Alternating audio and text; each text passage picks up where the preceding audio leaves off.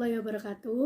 Kembali lagi dengan saya Melvi Anissa, semester 2 Prodi Pendidikan Ekonomi, Fakultas Keguruan dan Ilmu Pendidikan Universitas Jember.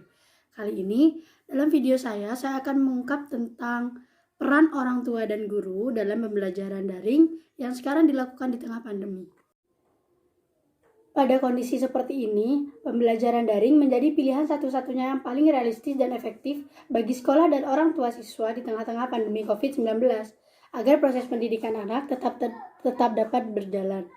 Di samping agar tidak terjadi kekosongan aktivitas bagi anak di rumah yang kita tidak tahu hingga beberapa bulan ke depan dapat meruntuhkan kebiasaan baik yang sudah dibangun, mulai dari disiplin hingga pembiasaan belajar dan pola hidup.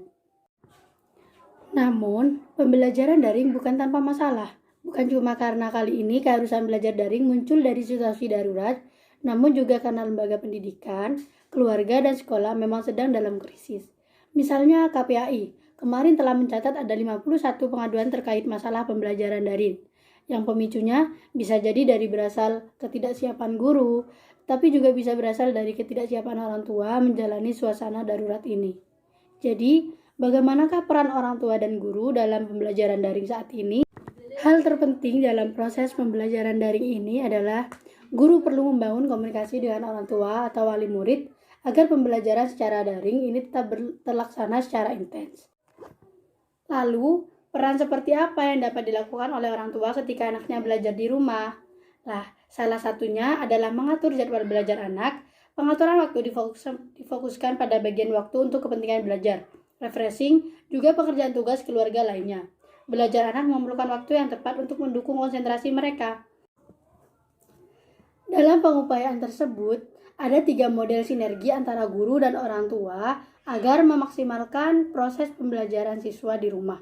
Yang pertama adalah sinergi dalam hal proses belajar anak. Pada pembelajaran daring, proses belajar yang biasanya terjadi di sekolah dipindah ke rumah. Bukan berarti peran guru dipindahkan pada orang tua. Oleh karena itu, guru mendesain pengajaran dengan sebaik-baiknya agar tanpa guru, murid tetap termotivasi untuk belajar, tetap memahami materi yang diajarkan, dan tujuan pengajaran tetap tercapai. Kuncinya adalah desain pengajaran dan menggunakan media pembelajaran video, PowerPoint, atau pemilihan topik yang kreatif dan kontekstual.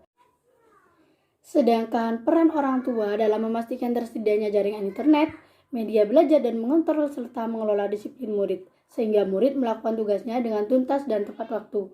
Orang tua diharapkan tidak mengambil alih peran murid.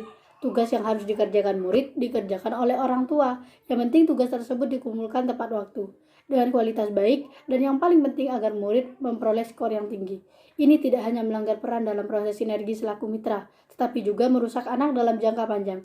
Andaipun anak akhirnya dapat skor tinggi dari penguasaan, tapi skor tersebut tidak mencerminkan kompetensinya. Yang kedua adalah sinergi dalam pelaksanaan evaluasi formatif dan sumatif.